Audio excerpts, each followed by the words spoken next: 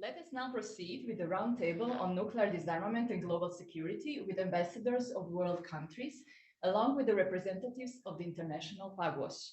The panel with the aim to explore the current state of play on nuclear disarmament initiatives, the positions of world and European states on disarmament and the use of nuclear energy, as well as other issues and threats to global security, peacekeeping missions, joint cooperation, and responsible politics. We would like to see this roundtable as a platform for world countries to exchange their views and thoughts in this important area. We are very pleased to have the following speakers on our roundtable. Mr. Paolo Cotta-Ramusino, Secretary General of the Global Pugwash Conferences on Science and World Affairs, the Ambassador of Japan, Her Excellency Ms. Misako Kaji, the Ambassador of the Republic of Kazakhstan, His Excellency Mr. Tolezhan Barlybayev, the Ambassador of the Kingdom of the Netherlands, Mr. Henk Voskamp, and the Ambassador of Switzerland, Her Excellency Ms. Emilija Georgieva. What is the current situation in the world regarding nuclear disarmament and the proliferation of nuclear weapons? What are the key security threats of the modern world and the activities of Pugwash in this regard? We will ask our first speaker, Mr. Paolo Cotta-Ramusino, Secretary General of the Pugwash Conferences on Science and World Affairs and Fellow of the World Academy of Art and Science, as well as leading force in promoting the involvement of scientists in arms control and disarmament. Mr. Cotta-Ramusino, the floor is yours. I try to be very synthetic. Nuclear weapons. What is the progress we made into the elimination of nuclear weapons, and what are the problems that we have now? First of all, let's take a quick view of the progress we made on nuclear weapons. First of all, I already mentioned in the beginning of this seminar the decrease of the number of nuclear weapons, which is very important. From the 70,000 or the order of 70,000 worldwide, we are now to 13,000, 14,000, which is still a lot, but there is a big change. Second point, the NPT essentially holds. We have only North Korea, which became a nuclear weapon state recently, meaning the last 20 years. But altogether, the NPT holds.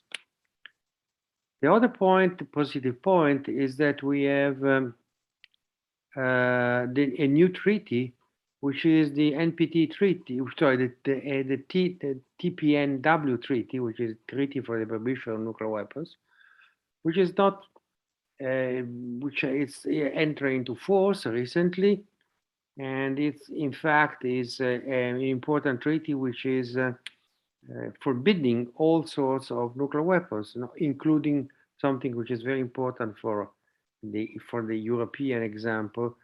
In the Treaty for the Prohibition of Nuclear Weapons, it's forbidden to host nuclear weapons from other countries. Positive things are the fact that we have still the International Agency for the Atomic Energy. We have the Organization for the Prohibition of Nuclear Tests. We have the Organization for the Prohibition of Chemical Weapons, and so on. So we have these institutions, international institutions, which are working and working fine. We have also some general discussion about no first use, which is also important. But altogether, if you look at the period after Hiroshima and Nagasaki, we have seen that there is a general consciousness that the nuclear weapons are not an instrument for solving conflict problem, up to now. Right? We have to see that the situation, as far as conflict are concerned, is in a, I would say, in a moving environment. What is the negative situation in terms of nuclear weapons? We have the elimination of important treaties, essentially due to the unilateral initiative of the United States, which is the elimination of the IVN Treaty, which forbids treaty again to protect against the attack of nuclear missiles, which was in 2003. Then we have the elimination of the treaty that prohibits International Nuclear Forces, INF, which was done by President Trump, and so on. Then another point which is of concern, and that's something which has been discussed before, is the new technology which can have the problem of nuclear weapons more complicated. We have all the field of cyber technologies, internet, the artificial intelligence, and so on. And that's something that it should be. It's dangerous in terms of keeping control of existing nuclear weapons, and there is not enough international discussion and cooperation on limiting this technology in order to avoid a situation which can run out of hands. Then what is something which is the main topic which I would like to talk now is the relation between conflicts and nuclear risks. We had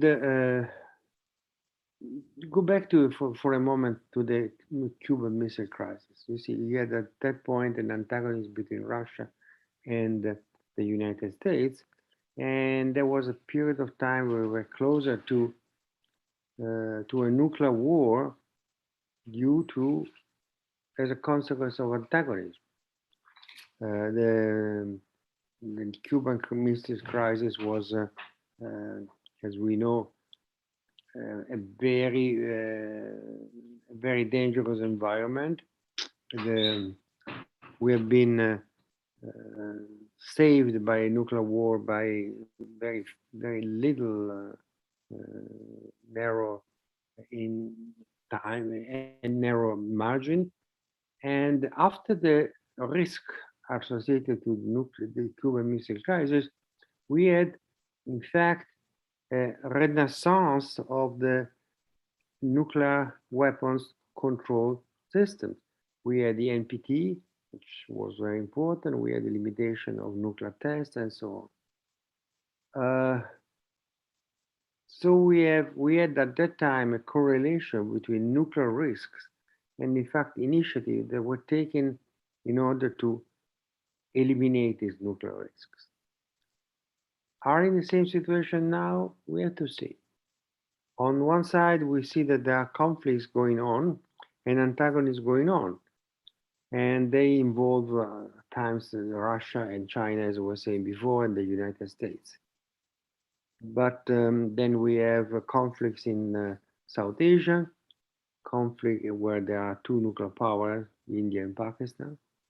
The conflict in the Middle East, where we have nuclear weapons in Israel, but also the problem of Iran and the relation with the region, the elimination of the treaty, which limits the nuclear activities of Iran and puts serious limits to many things, including the maximum enrichment which should be allowed. And now all of this has been dismantled, and there is an attempt to reconstruct the situation which was defined by the international agreement with Iran, the Joint Comprehensive Peace of Action. But these attempts are just in the middle of being developed, and I am not sure that they are going to have soon a positive solution. We have new conflicts which have been come up now, and the ambassador of Kazakhstan can, in fact, talk a little bit about how the region has been affected by different conflicts, including Armenia, including the situation where in Afghanistan. Well, Afghanistan is a typical example in which, in fact, altogether NATO and the West, and before them Russia, have been attempted to solve the problem and in fact create a situation worse. I want you to reflect about Afghanistan. Afghanistan is a country where the West altogether invested something on the order of $3 trillion. With these $3 trillion, they could have taken Afghanistan from the situation where it was and transformed it into the Switzerland of Central Asia. And not. Now the situation in Afghanistan is a total disaster. And not just by the return of the Taliban. The Taliban were, in fact, not a monolith. They are not a monolith. I mean, I had several, Pugwash had several conversations with part of the Taliban. We have tried to promote dialogue. But now the situation collapsed. And I would like, in fact, the, the colleague which was speaking before, and they was saying, well, Croatia should join NATO. Hold on. NATO has been unable to, in fact, deal with many problems. Afghanistan is a big example. I doubt that NATO can have the capability of holding the situation in the region around Croatia. So I think that the best way to do that is to have bilateral and multilateral discussion between antagonistic countries. This is not happen. Did not happen in Afghanistan. Did not happen. Is not happening in Central Europe. Think about Belarus and Poland, and probably is not going to happen in Southern Europe. So I think that the really problem here is to have dialogue among antagonistic countries and try to prevent conflicts. Conflicts can become the starting point of nuclear use, and we want not this to happen. This is something very important. Up to now, nuclear use did not happen in conflicts after Hiroshima and Nagasaki. We want to preserve this environment. We want to preserve this lack of the use of nuclear weapons.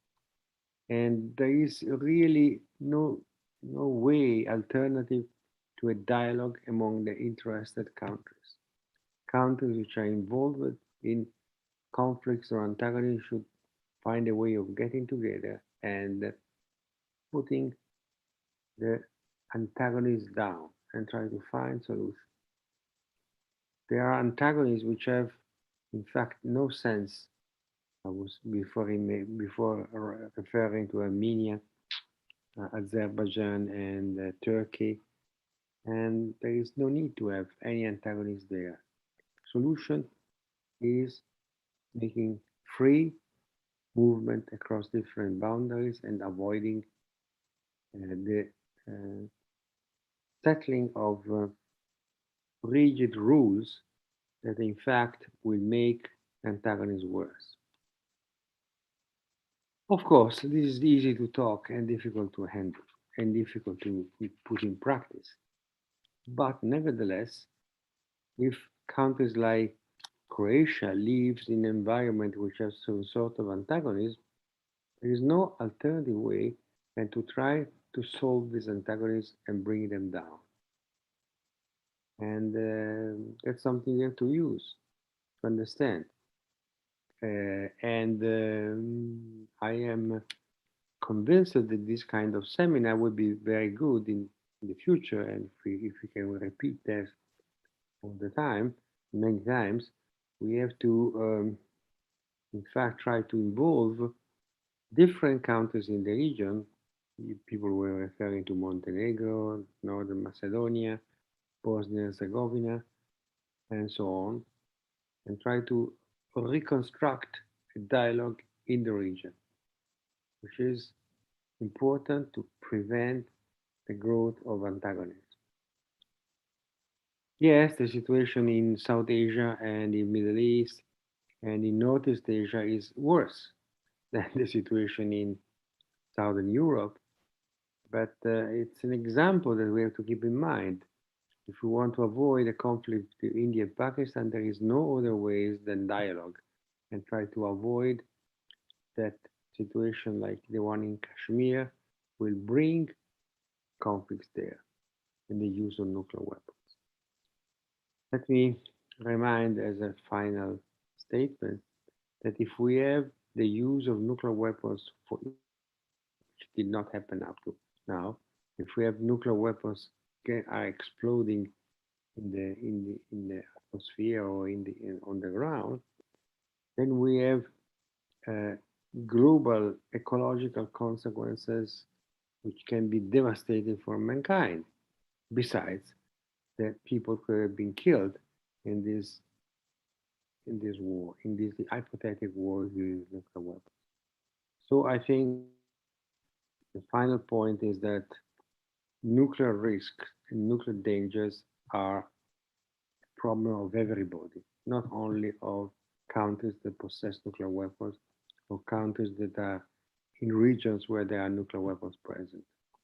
An example of the Treaty for the Prohibition of Nuclear Weapons, which has been essentially approved by countries in the Southern Hemisphere or in the region weapons are not, is a good example that we should follow and should support strongly in order to avoid possible nuclear risks that are in fact still present very much, despite the progress which have been made.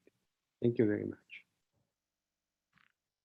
Thank you very much, Mr. Cotta-Ramusino, for sharing your thoughts and this overview of the international developments and risks across the globe. We are very honored to announce the Ambassador of Japan, Her Excellency Ms. Misako Kaji, as our next speaker. As it is very well known, Japan is the only country in the world ever to suffer from atomic bombing, which took place in Hiroshima and Nagasaki in 1945. After the Second World War, through reconstruction and development in the free market economy, Japan has grown to be a technological and cultural superpower, which contributes to geopolitical stability. Japan does not possess programs for the development of weapons of mass destruction, and along with its efforts on non-proliferation and nuclear disarmament, promotes peaceful use of nuclear energy. The Ambassador of Japan, Ms. Kaji, will tell us more about Japan's current initiatives for nuclear disarmament towards global security. Now, I'm particularly honored to take part into your distinguished conference because maybe I'm preaching the breeze, but it was first inaugurated, the first conference took place in 1957 with the participation of Japanese scientists. And it was first proposed by 11 scientists, including Yukawa Hideki, the first Japanese Nobel laureate ever in Japan's history. And your distinguished conference was held in Hiroshima in 1995 when you got the Nobel Peace Prize. And it was held again in Hiroshima in 2005 and in Nagasaki in 2015. Now, in my small presentation, I will touch upon three things. What it means to Japan of being the only country that was hit by nuclear weapons. And two, how best to advance nuclear disarmament. It was eloquently described by the Secretary General right now that we really need to disarm and stop proliferation, but what is the best approach? And I will share with you Japanese thinking. And three, what Japan does to, even with its limited power, what Japan does to try and push that path. Because we feel very responsible as being the only country that has suffered from nuclear weapons. But before going to that, I have something to show you. This is a plaque that was presented to me 2 summers ago, right after I started my mandate here in Biograd na Mor. The mayor of Biograd na Mor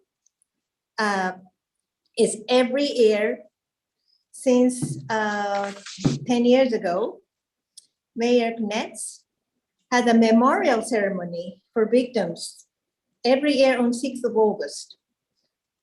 And he is the vice chair of Mayor for Peace. And for this, we awarded the Emperor's decoration to Mayor.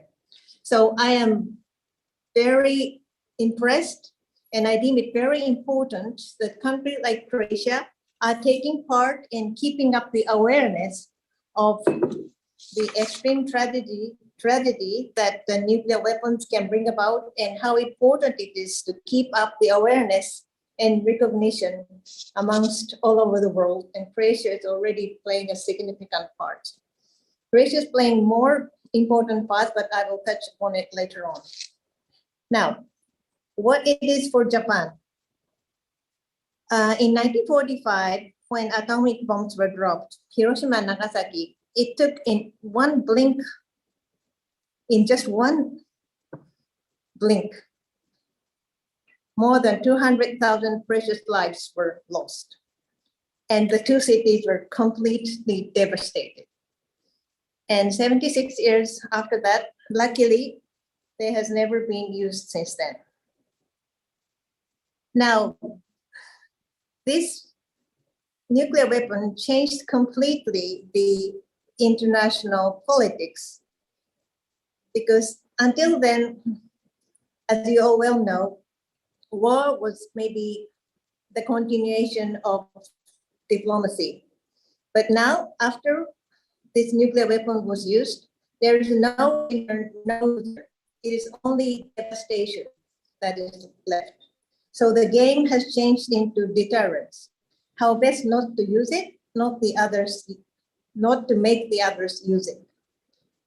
So when you talk to the victims, they are called hibakusha. Hibakusha is now often become an international language like tsunami, but hibakusha means that those who are survivors of atomic bomb. Only last week on 24th of October, one hibakusha person called Mr. Tsuboi passed away. He was 96. He was very much active in promoting the non-proliferation of nuclear weapons. But he was hit in Hiroshima when he was 20 years old. And in that instant, half the people there died. And he suffered for 40 days, almost dying, and he wasn't sure whether he was dying. He was burned all over. There were maggots all over his body. He was suffering from anemia. It's a horrible, horrible story. But he decided to hate the weapon rather than hate the country that inflicted the weapon. So hibakusha's voice is very important. And our Prime Minister Kishida, who is from Hiroshima, he used to be a foreign minister, has been advocating, and he's trying to disseminate the voice of hibakusha. The voice of hibakusha is, though I want to forget what happened to us, I must always remember the atomic bombing to help ensure that the experience is never repeated. So in this context, initiative like this is very relevant and important. Now, what is our Japanese government approach? How best to advance nuclear disarmament? The system that was established in the name of Non-Proliferation Treaty, NPT, which entered into force in 1970, is more or less the system which prevails even today, after all these years. And there are 190 state parties to it. This is the most numerous number of parties to almost any treaty. The UN membership is 193. There are states, nuclear weapon states, in theory 5, but de facto there are 9. But it is a very different sort of a treaty, because normally the sovereign states are on equal footing. Maybe I'm preaching the priest, but just to remind everybody that this is to clearly distinguish the nuclear weapon state and the non-nuclear weapon states. And non-nuclear weapon states are the rest of the world, and the nuclear weapon states are 9. And those who did the test before 1967 are entitled to hold nuclear weapons. But there's what they call a grand bargain, and those who have should be monitored and should try and make effort to disarmament and reduce it. But those who don't should refrain from developing any bombs and any weapons, but go to a peaceful use of nuclear energy. Another salient feature of nuclear weapons is that it is dual use. It can be used for weapons, but it can also be used for peaceful use. Now, IAEA not only has the safeguard policy to make sure that the nuclear materials are used for peaceful purposes, and it is very effective. It can be used for medical or agriculture, for the clearance of sea, and so the various uses, peaceful uses of nuclear energy, and that is promoted by IAEA, and which was also referred by my esteemed colleague of Kazakhstan, and Japan is really supporting along that line. And the third is, of course, the disarmament by the countries of non-nuclear weapons and the nuclear weapons. Now, what the Japanese approach is the following thinking. It is composed of two things. There are two wheels rotated. Two wheels have to be rotating to achieve a secure world where without nuclear weapons. So the ultimate goal is, as the Hibakusha was saying, to achieve a world without nuclear weapons. But our thinking is that two wheels are needed. One wheel is to herald the philosophy of a world without nuclear weapons and sharing a global norm of inhumanity of nuclear weapons widely throughout the international community, just like this initiative. And the another wheel, which we believe is required, is to cope realistically and practically with the threats of nuclear weapons that currently exist, and to work to minimize those threats. So what we do, we have been proposing in the United Nations resolutions to engage the rest of the world or the whole of the international community along this line. So the Treaty of the NPT, Non-Proliferation of Nuclear Weapons, we believe is the cornerstone of international nuclear disarmament and non-proliferation regime. Last week, on the United Nations General Assembly First Committee, on the 27th of October, a resolution was adopted, and it was supported by 152 states, including Kazakhstan, Switzerland, Croatia, Netherlands, US, UK, France. And those countries, 152, 57 were even co-sponsors: Croatia, Netherlands, US, UK, France. And only four countries were against: Russia, China, North Korea, and Syria. And those countries who abstained were India, Pakistan, Israel, altogether 30. These three countries are out of the NPT regime, but still holding nuclear weapons. This resolution will be finally again adopted in the General Assembly plenary early December. But the content of this resolution is basically trying to remind the world that everybody has to be engaged, just as our Secretary General, Mr. Paolo Cotta-Ramusino, just expressed that it is not only the matter of states that possess nuclear weapons or the neighboring states, but it is the matter of the entire world. So the resolution states, for instance, that it welcomes the START extension by Russia and US, but also it is confirming the ultimate goal is to eliminate nuclear weapons. And then it's calling upon states to take concrete measures and secure transparency, reduce risks that can be caused. Detonation can be caused out of miscalculation and misunderstanding, so to reduce those costs, and work towards fossil material production to be banned, and CTBT, of course, full verification, and have more dialogue and strengthen safeguard regime. All these issues are depicted in the resolution, and they have been adopted and agreed by such huge margin of majority. Now, I will stop by just touching upon one factor that was also embedded in this resolution, is the importance of education.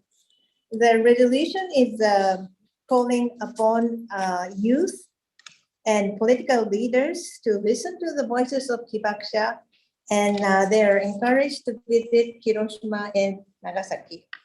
So I am very grateful for giving me the opportunity to have exchange in this very renowned, distinguished Pugwash conference, because it is an important part of sharing the view towards how to ultimately eliminate nuclear weapons and how best to disseminate the idea through to the young people, to the political leaders, to be aware and work towards our common goal. Thank you very much. To the ambassador of Japan, Ms. Kaji. So we are very glad to welcome the ambassador of the Republic of Kazakhstan, His Excellency Mr. Tolezhan Barlybayev, as our next speaker. As we know, the Republic of Kazakhstan is widely considered a strong supporter of the global process of non-proliferation of nuclear and all weapons of mass destruction. The country consolidated its position as the first nation in the history of mankind to voluntarily abandon the largest arsenal of nuclear weapons in the early 90s, and has become a pioneer of international non-proliferation and disarmament diplomacy. The ambassador of the Republic of Kazakhstan, Mr. Barlybayev, will tell us more about the current use of nuclear energy in this largest economy in Central Asia and other developments regarding peacekeeping activities in the region. Mr. Barlybayev, please. Important aspects of nuclear disarmament and global security are being discussed, and I'm sure that our exchange will lead to valuable insights for foreign policy makers, decision makers, and practitioners. I would like to thank the Croatian Pugwash Association for providing us with this opportunity and convening this important meeting. Dear colleagues, today the threat of nuclear weapons is as realistic as ever. The ongoing acceleration of nuclear programs in some countries, combined with persistent terrorist menace, increase the risk of doomsday weapons. I fully agree with Mr. General Secretary Cotta-Ramusino that situation in Afghanistan is concerning, and Kazakhstan is closely following the development of situation in Afghanistan, which is going through another decisive moment in its history.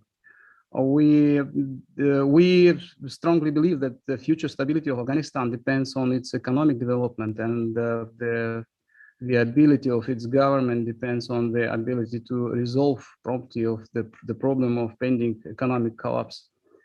The coronavirus pandemic has accelerated deep crisis in the system of international relations. We all witness the trends of growing competition of world centers of power, depolarization of the world economy, and the lack of trust in international relations, as well as inefficiency of global governance institution.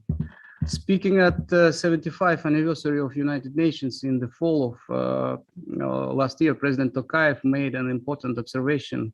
In the shadow of the pandemic, two more serious challenges are approaching us. One of them, the crisis of nuclear non-proliferation and disarmament. The lack of trust between countries is extremely toxic. We all need to think about the consistent strengthening of multilateral institutions. Today, the world needs a political negotiations process aimed at restoring the manageability of entire international security system. Achieving a nuclear weapon-free world remains a policy priority of my government. Over the last 30 years, this aspiration has led Kazakhstan into the global anti-nuclear movement. It has become part of our national identity. Kazakhstan is partly to all fundamental international treaties in the field of nuclear disarmament, non-proliferation, and peaceful use of atomic energy.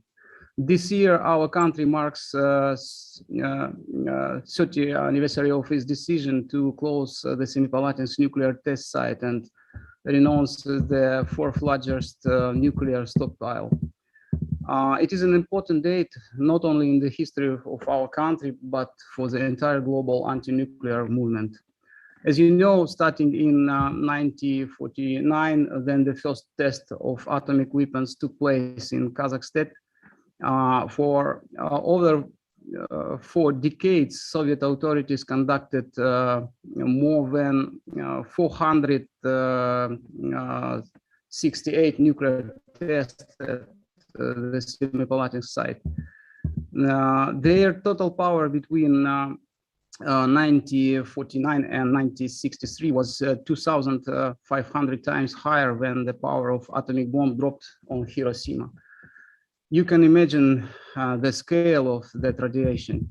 More than 1.3 million people in Kazakhstan were exposed to radioactive fallout during these atmospheric and underground tests.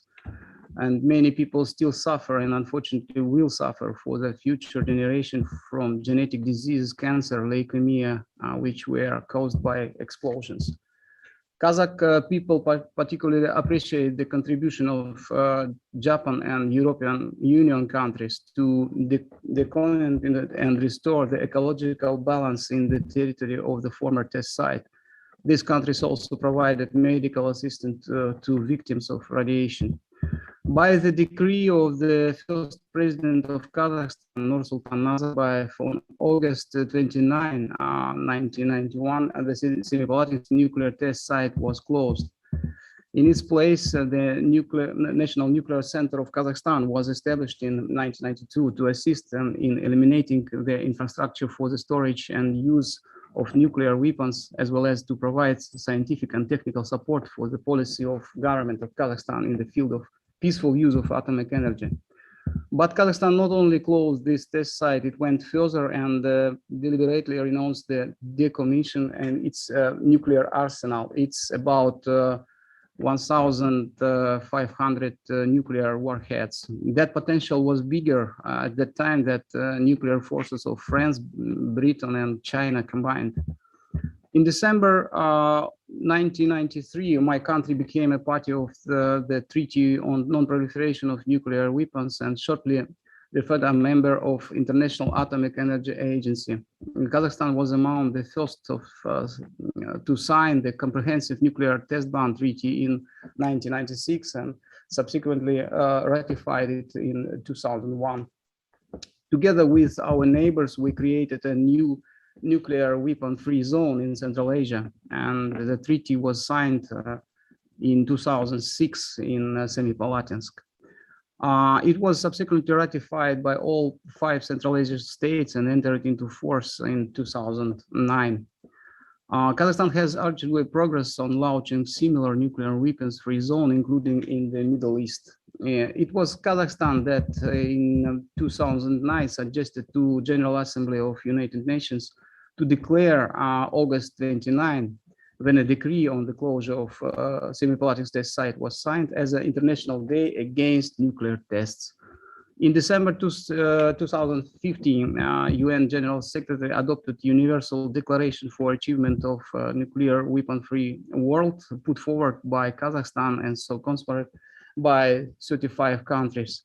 This is a key document that calls for total elimination of nuclear weapons as the only absolute guarantee that it will be never used as a threat in international relations. Kazakhstan is known for launching in 2012 the ATOM. It is abbreviation of Abolish Testing Point Our Mission project, an international campaign seeking to mobilize global public opinion against nuclear weapons testing and nuclear weapons. Ladies and gentlemen, we all agree that nuclear disarmament and the abolition of nuclear testing are essential precondition for global security, and our country has been staunch promoter of non-proliferation. For instance, it played an important role in conclusion of the Iranian nuclear deal by hosting 2 rounds of negotiations between Iran and the P5+1 in 2013. At the UN General Assembly in 2005, for centrally the United Nations to develop a 2035 global strategic initiative plan to rid the world of nuclear weapons. In that year, Kazakhstan signed an agreement with National Atomic Energy Agency to establish a law to provide the world with nuclear fuel used for peaceful purposes. In 2016, the Kazakh capital hosted an international conference building a world without nuclear weapons dedicated to the 21st anniversary of the closure of a semi-nuclear test site. As part of the fifth Astana Club meeting, we created a new unique international platform, the Global Alliance of Leaders for Nuclear Security and World Free of Nuclear Weapons. Current President of Kazakhstan, Kassym-Jomart Tokayev, continues the anti-nuclear position of Kazakhstan foreign policy. He called on the global community to support the provision of Universal Declaration on building a world free of nuclear weapons, stressing that it's a roadmap to a safer future. Nowadays, Kazakhstan actively participating in global anti-nuclear efforts of the international community, supports the initiative of UN Secretary General Antonio Guterres on a new comprehensive disarmament agenda. We agree with his opinion that the proliferation of nuclear weapons poses an existential threat to humanity, since today there are 15,000 nuclear weapons stored in the world, and hundreds of them can be activated within a few minutes, which can lead to a catastrophe when entire cities disappear from the face of the earth. Ultimately, Kazakhstan, as well as many other states, has one goal: to maintain a safe nuclear-free world for the next generation. We are ready to join with you to further strengthen international disarmament and non-proliferation. Now, with that, let me conclude by expressing my gratitude to the organizers of this conference for their work, further promoting a world without nuclear arms and laying a platform to exchange views and thoughts in this area, and for giving me the chance to address this respectable audience. Thank you very much. Thank you very much. So just to say one word, which is Kazakhstan is the country that possesses most uranium in the world. So the attitude of the government of Kazakhstan is important even more for that reason, since they are promoting a world without nuclear weapons, but still they have a lot of uranium. So it's very important that the Republic of Kazakhstan will take the lead in this anti-nuclear, in the sense of anti-military nuclear initiative. Thank you very much. Yes. Thank you very much. Thank you very much for your comment. We will now proceed with our next speaker, if that's okay. Then later we can comment and share our thoughts in the discussion. Okay. Yes. Thank you Our very next much. speaker is the Ambassador of the Kingdom of Netherlands, His Excellency Mr. Henk Voskamp, who has spent most of his career on European affairs, but started off as the first Dutch participant in the UN Disarmament and Fellowship Program in 1987, the year that saw the breakthrough in both the negotiations of the Chemical Weapons Treaty and the INF Treaty. His first job was in the area of nuclear disarmament and non-proliferation. The Netherlands, as a country, for geographical and economic reasons, has long held a foreign policy based on neutrality and the rule of international law.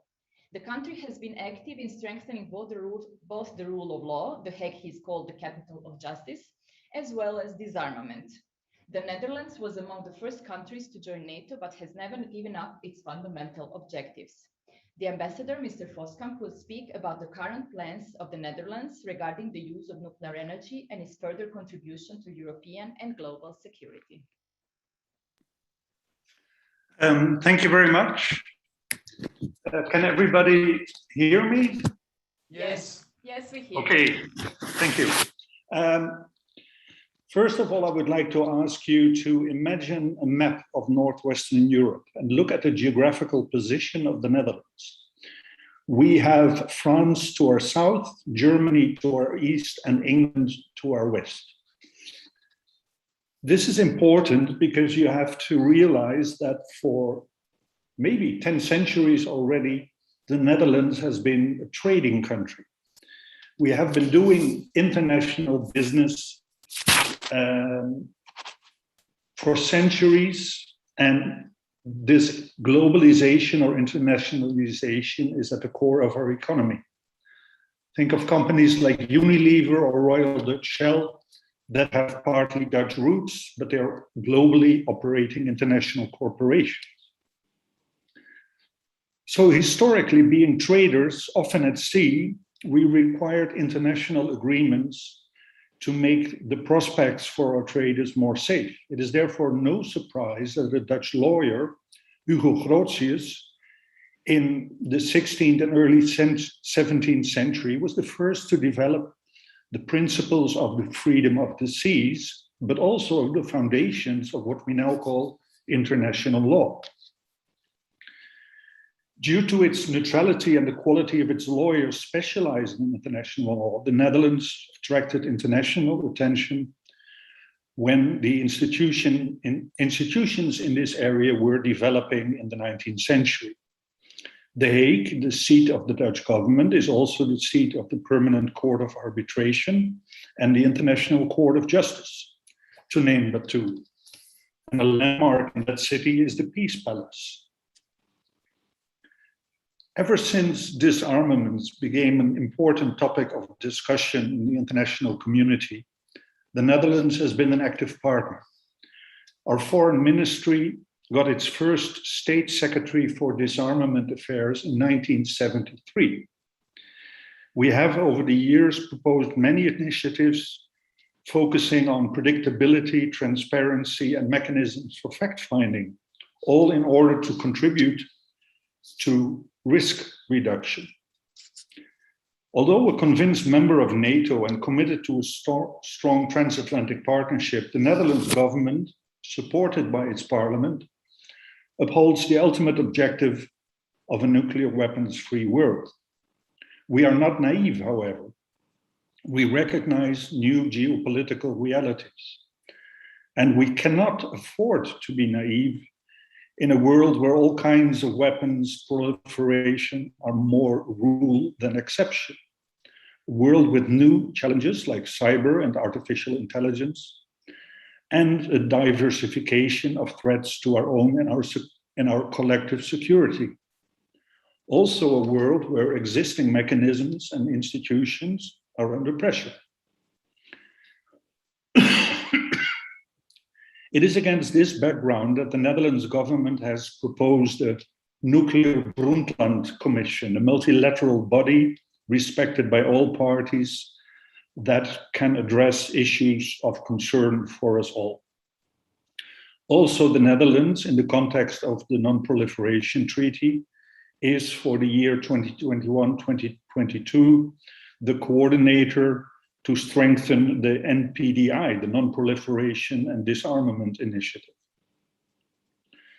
As a matter of principle, the Netherlands wants to strengthen the international rules-based order and its multilateral institutions, to uphold the transatlantic partnership as a cornerstone for our security, and to develop the foreign policy capacity of the European Union. PESCO is a start, but it is only a start. And we are convinced that an economic power, as the EU 27 trading bloc is, in the long run, cannot be an economic power without being a more political power as well, upholding the rules-based order and strengthening the multilateral institutions. This requires a unity of purpose, but that will practically be impossible to find under the current rules of unanimity inside the European Union. Therefore, we believe that we have to use the mechanism that made possible the conclusion of the European internal market, the Single European Act of 1986, the qualified majority voting to the areas of European foreign and defense cooperation. Now, let me be clear, I'm not speaking of a European army here, since that raises really fundamental questions of democratic control and sovereignty, but many other areas remain where the European Union in its foreign policy could become more effective. Finally, a remark on the peaceful use of nuclear power. The Netherlands has mixed experiences. On the one hand, we have nuclear power stations.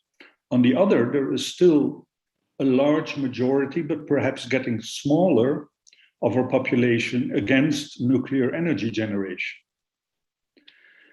But the current climate debate in a country where already 2/3 of its inhabitants is living below the current sea level is making people think of the options of a possible future of a carbon dioxide-free world assisted by the use of nuclear energy.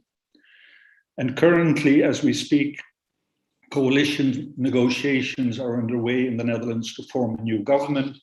And just this morning, it was in the Dutch media reported that the option of extending and enhancing nuclear energy generation with a view to its climate or its limited climate effects is being discussed among the coalition or potential coalition parties in our country.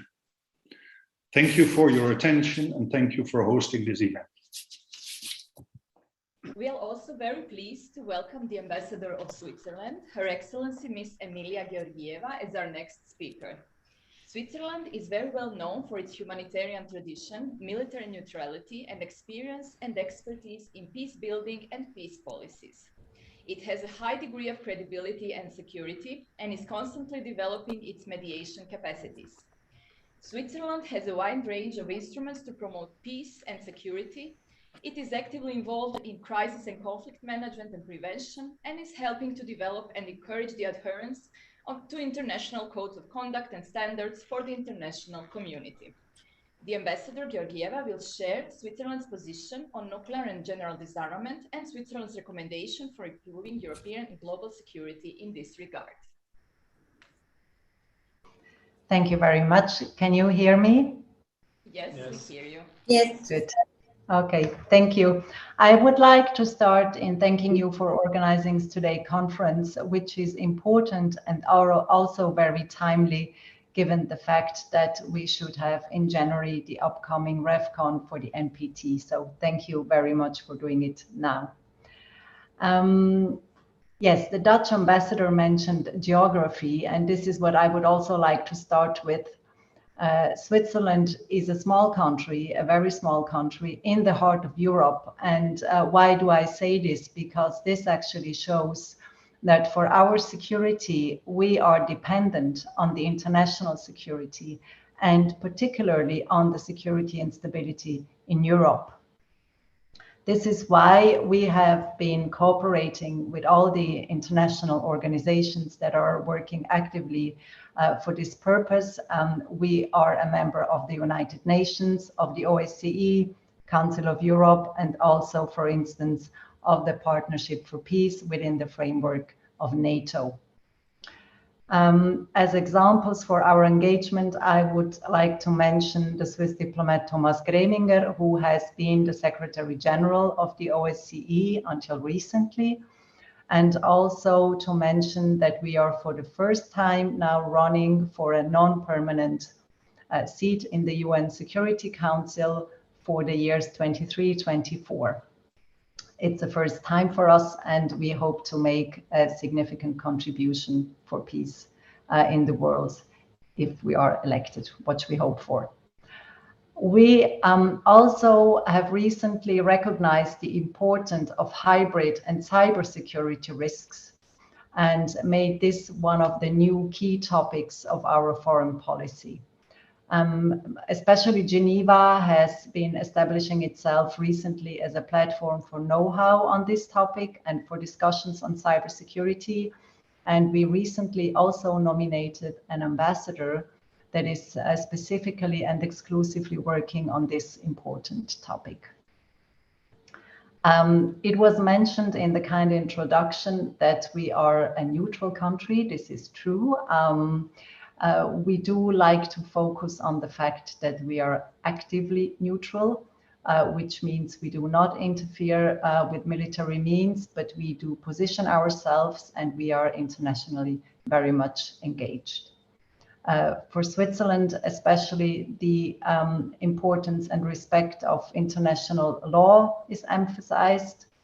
As examples, I would like to mention that we are the home of the ICRC and also the depository state of the Geneva Conventions, which we are very proud of, and is an important task for our foreign policy as well.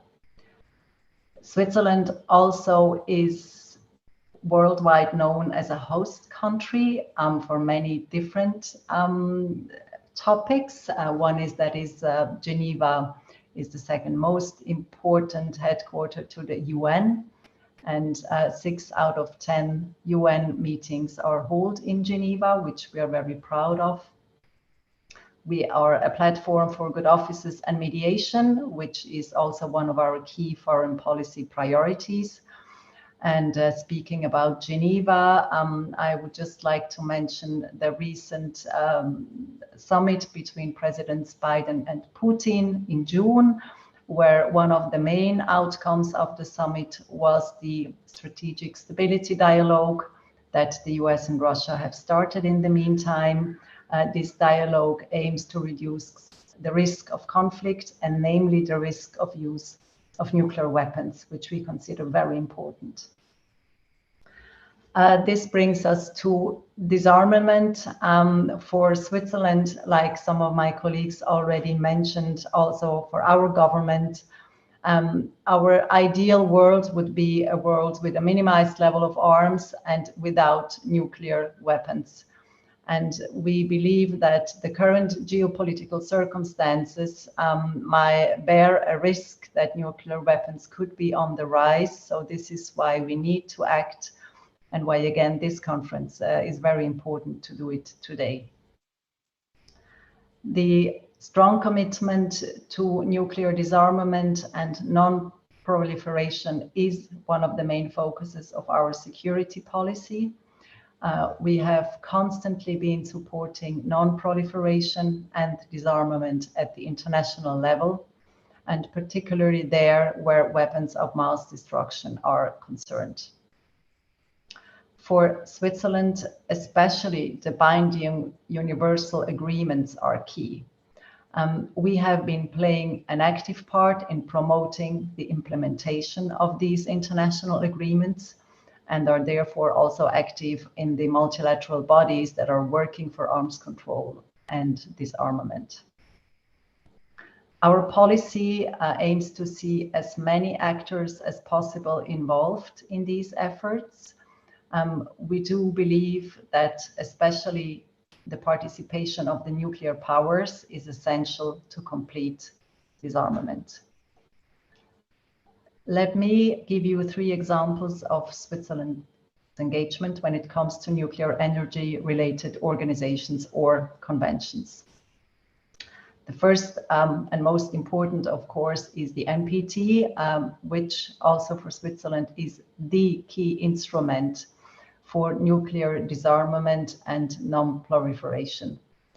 We have ratified it in 1977, so it soon will be 50 years for us as well. For Switzerland, the continued and uncontested existence of the treaty is crucial. We therefore support the upcoming NPT RevConf fully, and our goal is to strengthen the treaty and to emphasize the universality of the treaty. This is also one of the reasons why we are a member of the Stockholm Initiative, like Japan, the Netherlands, or Kazakhstan as well. The initiative aims to give a positive political impulse to the conference, and we fully stand behind the Berlin Declaration and also support the stepping stone approach to advance nuclear disarmament. We also coordinated a joint paper by the 16 Stockholm Initiative members on nuclear risk reduction and look forward to have a feedback on how the broader international community sees this paper with specific proposals. As a second example, I would like to mention the IAEA, the International Atomic Energy Agency. Switzerland is a founding member. We are among the 20 largest contributors to the agency's regular budget. We are actively politically participating within the agency to strengthen global nuclear safety and security and non-proliferation, and at the same time to make sure that nuclear technologies can be used for peaceful purposes. We are currently serving on the board of governors of the agency and will also chair the Missile Technology Control Regime in 22 and 23. As a last example, I would like to mention the Nuclear Suppliers Group that Switzerland has chaired twice so far. You know that the NSG is an export control regime that seeks to contribute to the non-proliferation of nuclear weapons. Because Switzerland is also an exporter of weapons and material, and we also do export dual-use items.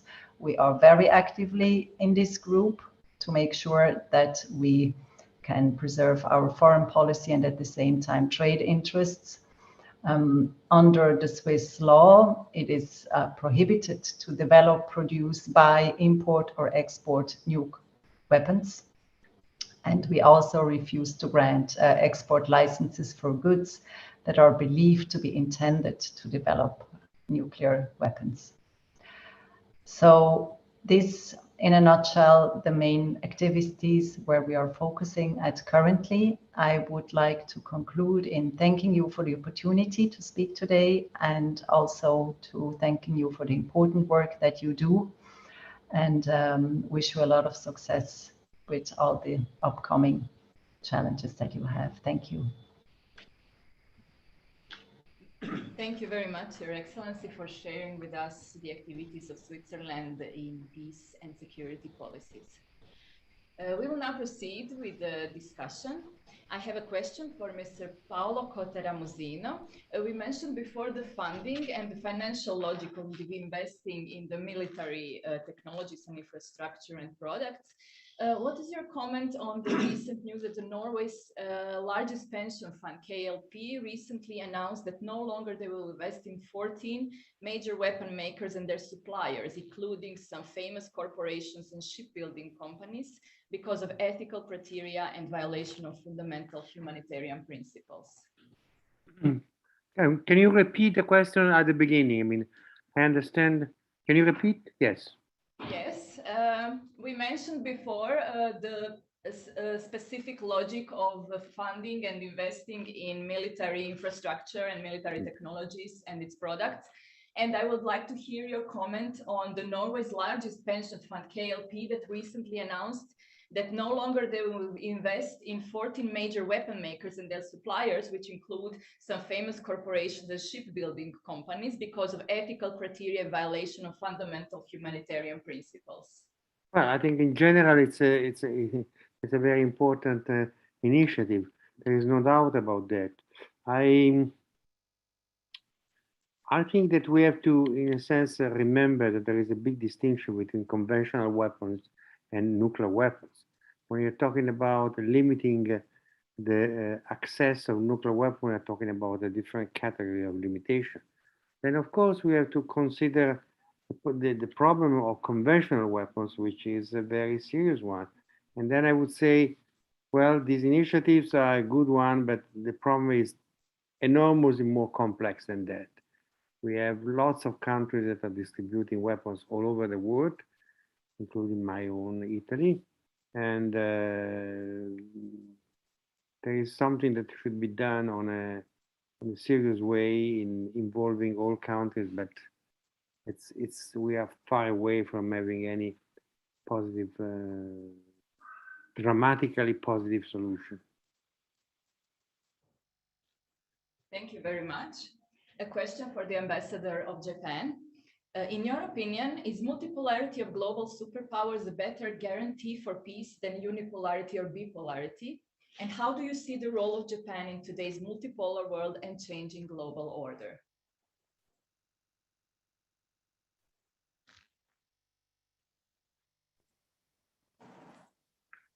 Thank you for your question. It's a good question, but a big and difficult one. But I think it's important to engage all members of the international community to sustain the global order. And what is important is what has been mentioned by my Dutch colleague and Swiss colleague, the importance of rule of law. So in this same thinking, those states that share the value as human rights, believe in human dignity, democracy, rule of law, it is important to keep and stick to that thinking and try to approach the world on this principle. And based on that multipolar world, yes, we will still use those instruments such as the United Nations.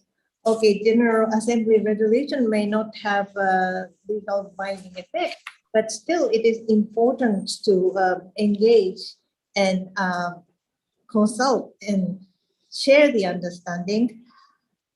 So I still believe that the multipolar world needs like-minded states to effectively engage and work towards our common goal. Thank you very much. A question for the ambassador of Kazakhstan. Kazakhstan is the leading global uranium producer, and in 2019, Kazakhstan produced 43% of the world's uranium. In 2020, 41%. Can you tell us more about the use of uranium and how is it ensured that it is used for industrial purposes only?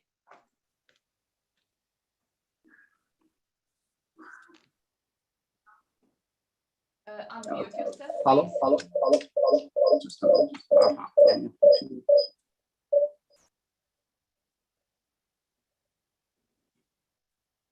Hello, are you hearing me? Yes. Yes, we hear you. I would like to introduce my colleague, senior counselor of our embassy, Ms. Nara Durbayeva, who many years she worked in as a deputy head of Department of Multilateral Cooperation in our Ministry of Foreign Affairs. So she is a leading expert in this sphere. So I would like to call her to our discussion, and I would like to give her the voice, please. Thank you, Mr. Ambassador, for giving me the floor. So I'd like to welcome all the participants of today's meeting and to say thanks to our organizing committee for this wonderful opportunity to speak to and to meet and discuss this current issue of this agenda. So thank you for the question, Anna. Yes, you're right. Kazakhstan has been an important source of uranium for more than 50 years. The country has the second largest reliably confirmed proven reserves of uranium in the world, and 60% of them are suitable by the method of underground borehole leaching, which is the most environmentally friendly and the lowest cost method of uranium mining. So out of 56 explored deposits with balanced reserves of uranium, the right of subservience is granted for 14 deposits. The remaining 42 deposits are in reserve.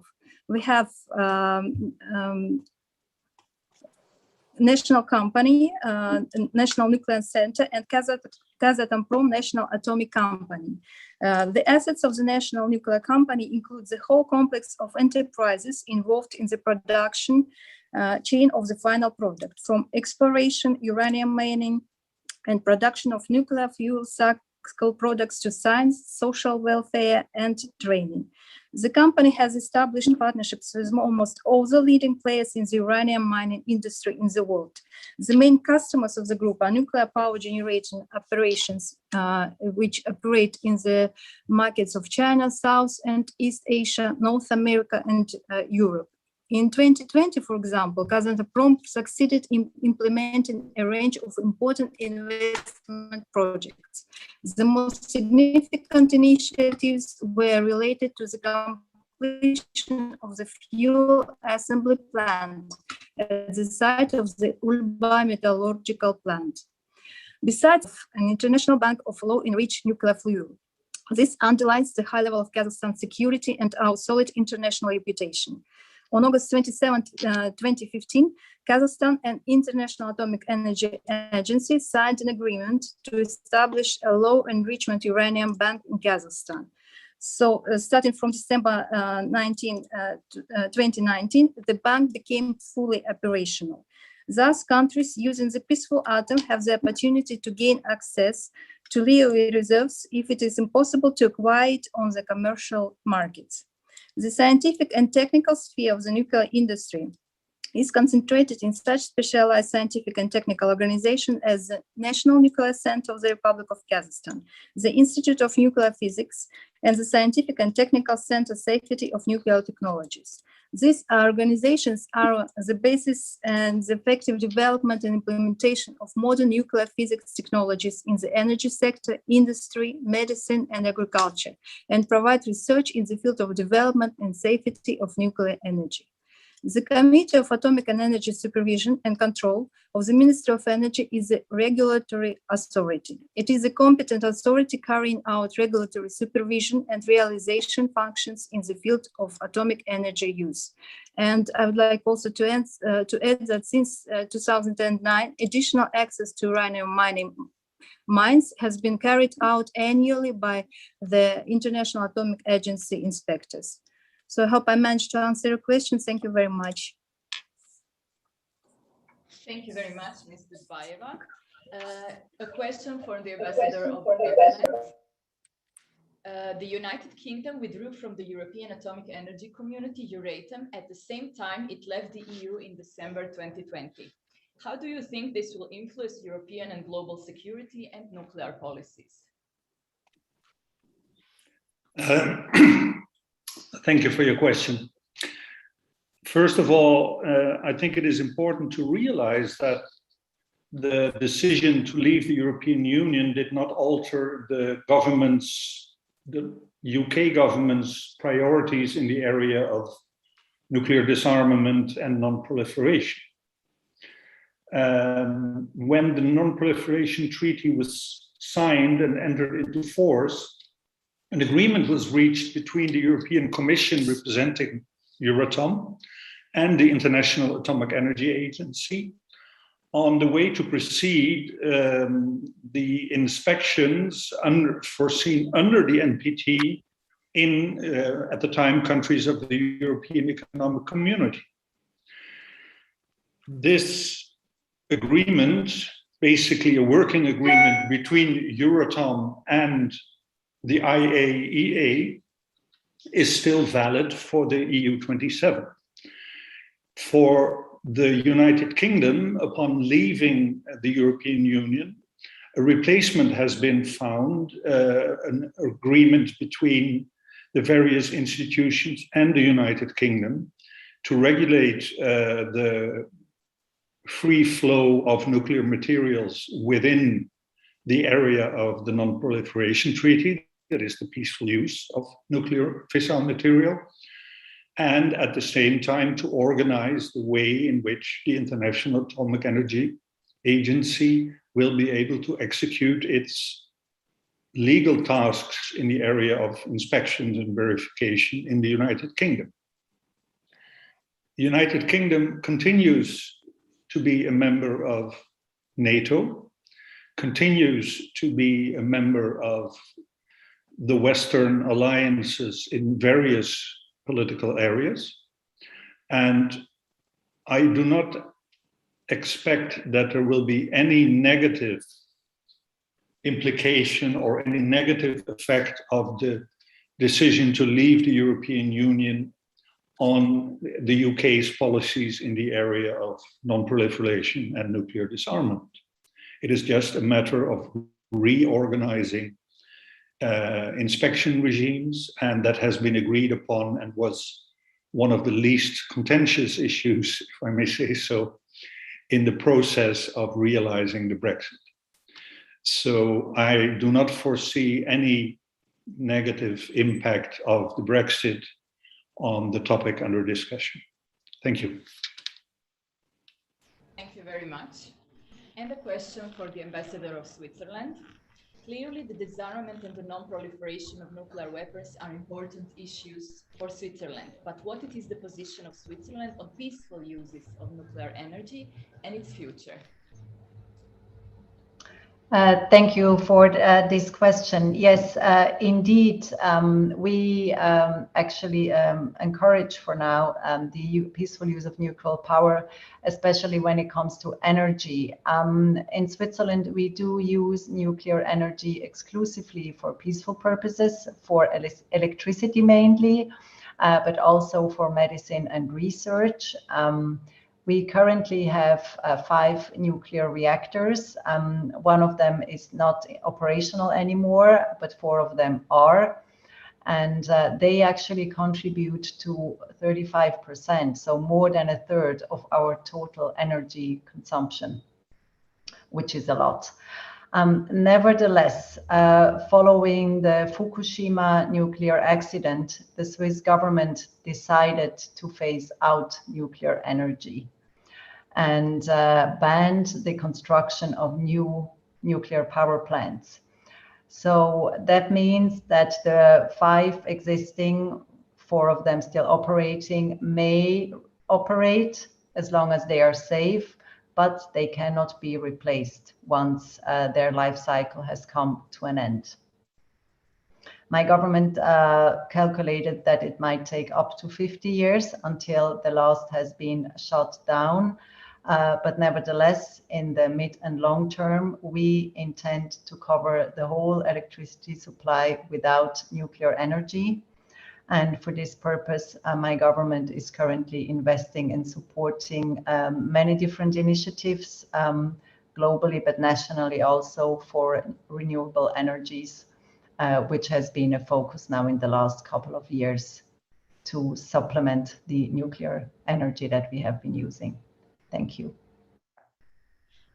Thank you very much, Your Excellency. Is there any other comment or remark or question from any of the speakers? Well, I would like to. Yes, please. I think it's important that the initiative you took. It's very good that we have this multiple-oriented conversation, and it's good that we have this international participation. And I think that this has been a very, very important initiative. And despite the difficulties which are related to the with this internet and the difficult problems that we have, I think it has been a great initiative. And thank you all of our Pugwash community in Croatia for having done this. Thank you very much. Thank you very much, Mr. Cotta-Ramusino, and thank you to all the participants, Your Excellencies. With this, we would like to finish this roundtable on nuclear disarmament and global security. I would like to thank all the speakers, ambassadors, excellencies, Mr. Cotta-Ramusino, for sharing with us your thoughts and ideas on the nuclear disarmament, on the importance of ethics in addressing global security, and above all, the dialogue between world and European states, scientists, statesmen, and policymakers. And with this message of the promotion of peace, security, and responsible global governance, we would like to close the first day of our conference. See you all tomorrow at 10 a.m. CET online. Greetings from Zagreb.